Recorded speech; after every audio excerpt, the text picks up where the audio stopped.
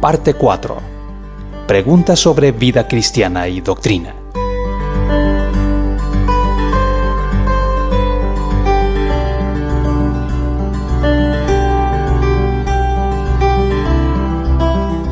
Carta 26. ¿No es que la vida cristiana es imposible de vivir?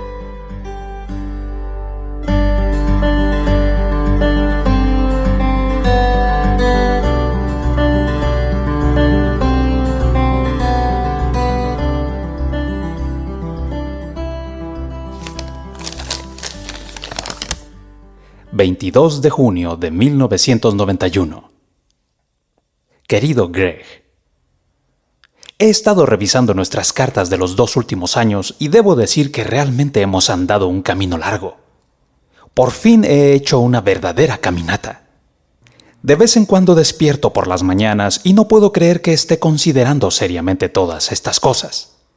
Pero cuando me siento y pongo las cartas delante, tengo que considerar seriamente todo esto. Sigo teniendo una buena cantidad de preguntas y reservas, pero puedo decir sinceramente que esto empieza a sonar como verdad. Estoy empezando a pensar que ya he pasado lo más difícil en todo esto. Nunca pensé que alguna vez estaría diciendo esto. Gracias por tu persistencia, hijo. Tu respuesta sobre el infierno realmente me ayudó. Ese era para mí el mayor obstáculo. Me gustó el punto de vista aniquilacionista que mencionaste. No conozco suficientemente la Biblia para compartir tus reservas exegéticas sobre eso, pero mucho hay que entenderlo sobre la base del sentido común. Siempre he creído que la eutanasia es lo mejor que se puede hacer en determinados casos. Y nunca parecería más obvio que cuando uno está tratando con una persona que si no la matas, sufrirá por toda la eternidad. Pareciera ser la única alternativa amorosa. Dejar que una persona siga viviendo incluso en tu visión revisada me suena a sadismo. No, debe haber exterminio total. En esa clase de infierno no puedo creer. Basta con eso. Quisiera cambiar de tema. La pregunta que me he venido haciendo últimamente, Greg, no tiene mucho de filosófica, pero sí mucho de práctica. Si voy a pensar en hacerme cristiano, necesito saber en qué me estoy metiendo. Este es mi problema. ¿Cómo podría Dios esperar que vivamos según sus ideales? Lo que quiero decir es que me considero una buena persona. Claro, he seguido mi propio camino más que nada para ayudar a los desvalidos. Sin embargo, me doy cuenta de que mi vida no es todo lo santificada que la Biblia idealiza, ni jamás podría serlo. Pero ese ideal bíblico me parece totalmente impracticable y muy poco realista. Por ejemplo, ¿no dijo San Pablo algo así como que pensar con lujuria es lo mismo que hacer la cosa? Vamos, un mal pensamiento y ya eres adúltero. ¿Quién podría vivir libre de eso? Un montón de cristianos dicen que ellos sí pueden, pero no les creo.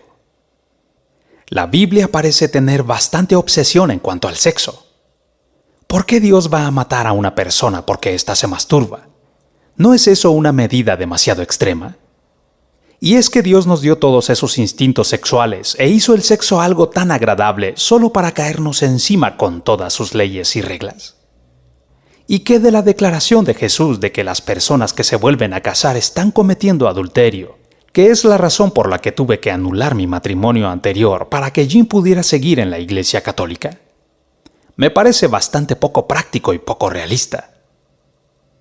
Pero no es solo la rigidez de la ética sexual de la Biblia lo que me molesta. Recuerdo haber oído a un sacerdote predicar sobre el mandato de Jesús de amar a nuestros enemigos. Yo pensé para mí mismo que este mandato sería la ruina de una nación que tratara de cumplirlo. También Jesús dijo algo así como que si alguien te roba tu abrigo, ofrécele también tu camisa. O si alguien te golpea en un lado de la cara, ofrécele el otro lado para que también te golpee ahí. Vamos, no creo que haya un cristiano en el estado de Florida que esté dispuesto a hacer eso. Así que, Greg, hay una parte de mí que dice que el cristianismo es verdad y que debería creer en él. Pero también hay otra parte que me dice que no me preocupe, porque de todos modos nunca podría vivirlo. Por eso creo que preferiría ser un pecador con integridad que un santo con hipocresía. Lo cual, dicho sea de paso, es porque nunca me he podido ver entrando en una iglesia, aun si llegara a ser cristiano. Ayúdame con esto si puedes.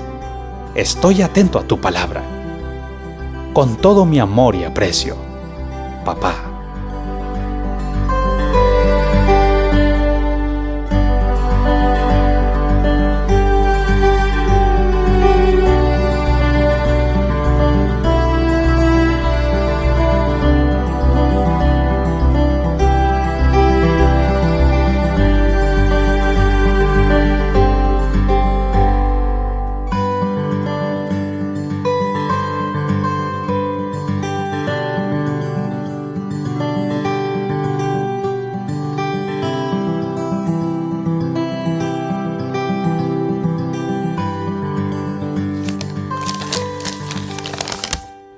...2 de julio de 1991. Querido papá, no sabe lo feliz que me siento de saber que está empezando a abrazar la fe cristiana. Recuerde siempre, papá, que lo importante no es lo que cree, sino a quién cree. En los 2 últimos años hemos tenido que discutir una gran cantidad de asuntos para allanar el camino para que esto suceda. Pero una relación salvífica con Dios no se forja por resolver determinados asuntos, sino por abrazar al Salvador como su Salvador. Confiésele su necesidad a Él. Reciba el sacrificio que hizo por usted. Conságrele su vida. Eso es todo, papá. Todo lo demás del cristianismo fluye de este acto y es en realidad una nota de pie de página de él. Vamos ahora a su carta. Papá, usted está en lo correcto. Nadie puede vivir la vida cristiana. Nadie puede ni podrá jamás, al lado de acá del cielo, vivir en un grado de perfección la vida cristiana. ¿Cree usted por un momento que yo, porque hago mi rutina de santidad, soy mejor que usted? Usted me conoce bien. Es tan imposible para mí como lo es para usted. Pero este es precisamente el punto. Este es el motivo central de toda la enseñanza ética de Jesús. Somos incapaces de andar como Dios quiere que andemos por nuestra propia capacidad. Por eso necesitamos un Salvador. A través de su ministerio, Jesús tuvo que enfrentar a gente como los cristianos que usted ha enfrentado, que creían que vivían vidas rectas delante de Dios sobre la base de qué buenos eran. No creían que necesitaban un Salvador. ¿Cómo los ayudó Jesús? Los ayudó mostrándoles cómo tenían que ser si querían vivir rectamente delante de Dios sin un Salvador. Por ejemplo, los fariseos estaban orgullosos porque no se creían tan pecadores como otros. Pero Jesús les dijo que necesitaban ser perfectos como Dios es perfecto. Mateo 5, versículo 48. Buena suerte. Así también algunos farisaicos se sentían orgullosos por no haber cometido adulterio nunca. Pero Jesús, no Pablo, les dijo que cualquiera que viera a una mujer y la codiciara, ya ha cometido adulterio con ella. Mateo 5, versículos 27 y 28. Dijo esto precisamente porque todos hemos pecado en el corazón. Por otro lado, a unos tipos religiosos que se sentían muy orgullosos porque no habían matado a nadie, les dijo: si se enojan y aún le dicen tonto en su corazón a su hermano, ya están en peligro del fuego del infierno. Mateo 5, versículos 21 y 22. La paráfrasis es mía. El punto, papá, es que en nuestras propias fuerzas todos estamos en peligro del fuego del infierno. La lista de versículos sigue, pero el punto a señalar continúa siendo el mismo. Si usted se va a presentar delante de Dios sobre la base de su propia capacidad, papá, tiene que ser perfecto, porque Dios es perfecto. Cualquier imperfección es eternamente incompatible con el carácter de Dios. Ser relativamente bueno no sirve. Ser un poco bueno no tendrá más valor en el cielo que ser una prostituta drogadicta. Es necesario tener la perfecta justicia del propio Dios o no tener ninguna justicia que exhibir. Pero esta justicia, papá, no se puede adquirir a través de nuestro propio esfuerzo. Esto es lo que Jesús está tratando de hacer realidad en nosotros mediante su enseñanza. Ser recto a los ojos de Dios no tiene nada que ver con hacer algo. No se trata de actuar ante Él. Si lo fuera, como algunos pretenden, estaríamos todos perdidos. En cambio, la justicia de Dios solo se puede recibir como un regalo. Dios quiere dársela a usted, gratuitamente, sin ningún tipo de ataduras. Él quiere establecer una relación con usted, papá. Una relación que se caracterice por un amor incondicional. Todo lo que usted tiene que hacer es aceptar que no puede hacer nada. Y esto se hace sencillamente por aceptar su justicia. La Biblia nos dice que el propósito más importante de la ley fue traernos precisamente a este punto. Gálatas 3. Así que, papá, oiga las éticas imposibles del sermón de la montaña. Alce los brazos y confiese: yo no puedo hacerlo. Me rindo. Soy un pecador sin esperanza. Lea tales enseñanzas en la Biblia y reconozca con cuánta urgencia usted, como todos, necesita un Salvador. Y entonces simplemente acéptelo a Él. Él murió en la cruz por sus pecados, de modo que ya nunca más el pecado se interpondrá entre usted y Dios. ¿Acepta este sacrificio?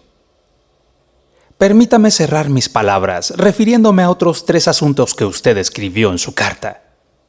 Primero, en la Biblia no hay registro alguno que diga que Dios mató a alguien por masturbarse, aunque los niños católicos hayan crecido mirando por encima del hombro a la espera de algún rayo. Recuerdo haber oído decir cuando estaba en 3er grado que la masturbación causa daño cerebral. Ni siquiera sabía que era masturbación, pero quedé ciertamente convencido de que nunca lo haría. Bien, nada de eso hay en la Biblia. La Biblia no dice nada acerca de la masturbación. Probablemente usted esté pensando en el caso protagonizado por Onán, quien cuando se llegaba a la mujer de su hermano vertía en la tierra para no dar descendencia a su hermano. Por extraño que este pasaje sea, de todos modos no tiene nada que ver con la masturbación. Onán estaba negándose a cumplir con su obligación de tener hijos con la esposa de su hermano que había muerto, lo cual desde la perspectiva de Dios era algo importante en aquellos tiempos. Génesis 38, versículo 9. En cualquier caso, el problema fue el control de la natalidad como desobediencia a Dios y no el desperdicio de semen. Segundo, sobre la aplicabilidad política de la ética de Jesús, usted tiene razón en el sentido de que una nación caería en un desastre si tratara de sobrevivir con una mentalidad de poner la otra mejilla. Si Roosevelt y Churchill hubieran pensado de esta manera, actualmente tendríamos a los nazis. Pero quiero que quede claro lo que ya antes he dicho. El principal propósito de la ética de Jesús no fue implantar en este mundo caído un programa social más restrictivo. Él no estaba abogando porque se apedreara a cualquiera que siquiera pensara en el adulterio. Ni estaba diciendo que la posibilidad de divorciarse planteada en el Antiguo Testamento ya no tiene vigencia. Ni estaba diciendo que los gobernantes deben poner la otra mejilla. Lo que estaba haciendo era revelar lo pecaminosa que es nuestra situación. Jesús levantó los ideales de Dios para llevarnos a la cruz. Pero habiendo hecho esto, la función principal de su enseñanza idealista terminó. De modo que tiene razón, papá, en decir que los ideales bíblicos no son muy prácticos. En un mundo enmarañado como el nuestro, la mayoría de las opciones prácticas son hasta cierto punto pecaminosas. Y en cuanto a esto no hay nada que hacerle. Déjeme cerrar con un tercero y último punto. Supongo, papá, que usted está preocupado que aceptar a Cristo va a hacer que tenga que dejar ciertas cosas en la vida, y no está seguro que pueda y quiera hacerlo. Me temo que usted crea que ser cristiano significa hacer una cantidad de cosas que de otra manera no haría, y dejar de hacer una cantidad de otras que de otra manera haría. Déjeme decirle que nada está más lejos de la realidad. Usted como yo es un pecador porque precisamente no hace lo que necesita hacer. Y hace lo que no necesita hacer, y eso le gusta. ¿Me entendió? Y por eso es que necesita un Salvador. Si pudiera limpiar lo que necesita limpiar en su vida por usted mismo, no necesitaría más que un apacible apoyo divino de vez en cuando. Pero usted necesita un Salvador que sufrió y murió una muerte horrenda, y que está dispuesto y capacitado para hacerlo todo por usted. De modo, papá, que llegar a ser cristiano solo significa confesar que lo necesita a Él, precisamente porque usted es incapaz de hacerse justo ante Dios por usted mismo o cambiar su propia vida. Ser un cristiano no significa hacer lo que no quiere hacer. Es permitirle a Cristo que cambie lo que usted quiere hacer. Déjelo a Él, papá. Permítale que Él lo ame como usted es. Él no va a esperar hasta que usted se haya limpiado. Quiere estrecharlo en su brazo y limpiarlo de adentro hacia afuera, precisamente por amarlo como usted es. La vida cristiana es imposible de vivir, papá. Únase a mí en esto. Con amor y esperanza, Greg.